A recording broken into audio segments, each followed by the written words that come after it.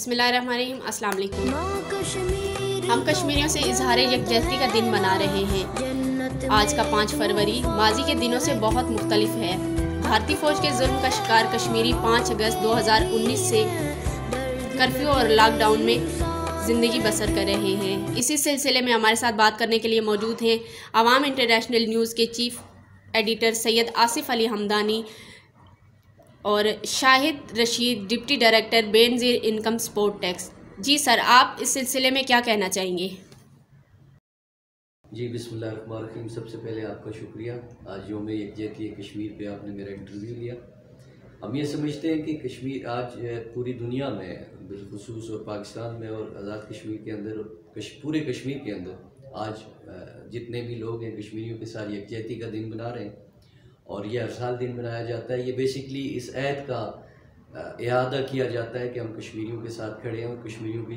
जो स्ट्रगल है, जो फ्रीडम की उनकी एक आज़ादी की स्ट्रगल है, उसमें हम उनके साथ शाना बशाना खड़े हैं। और आज के इस मौके पे, आज के इस दिन के हवाले से मैं ये ज़रूर कहना चाहूँगा कि आज 70 साल से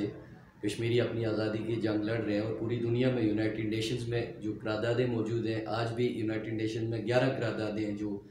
जो अभी अनअटेंडेड करारदादें जो है वो यूनाइटेड नेशंस में मौजूद हैं।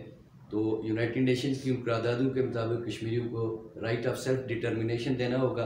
ताकि ये 2 करोड़ इंसानों की ज़िंदगियों का मसला है और ये पीसफुली ये मसला हल हो। साथ ही साथ हम ये समझते हैं कि 70 साल से जो एक नैरेटिव बिल्ट अप किया गया था हिंदुस्तान की तरफ से, पाकिस्तान की तरफ से, या एक कोई भी मैं समझता हूँ कि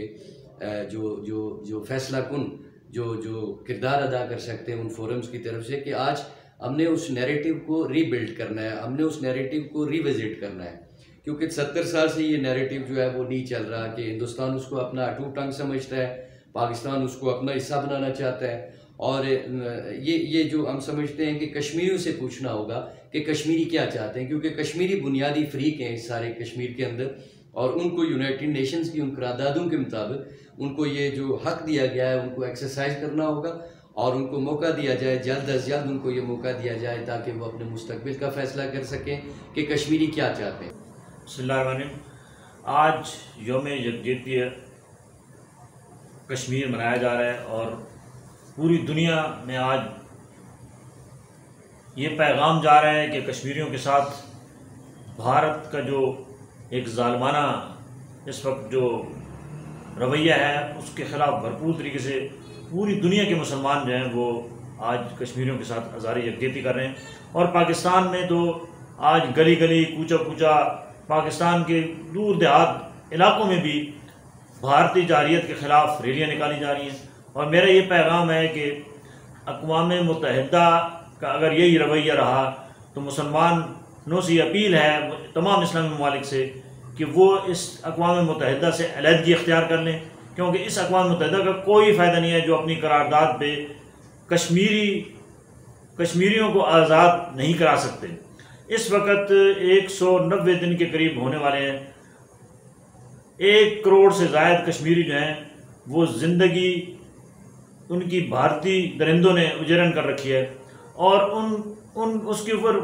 आलमी सतह पे इतनी खामोशी है कि जैसे कुछ हो ही नहीं रहा। मैं समझता हूँ कि मोदी एक पागल इंसान है, वो एक इंटरनेशनल दहशतगर्द है, टेररिस्ट है, इंतहा पसंद है और ऐसे शख्स के ख़िलाफ़ आलमी अदालत में फौरी तौर पे हुकूमत पाकिस्तान जो है वो फौरी तौर पे इंटरनेशनल जो लॉ जस्टिस कोर्ट है उसमें मोदी के ख़िलाफ़ एक बाकायदा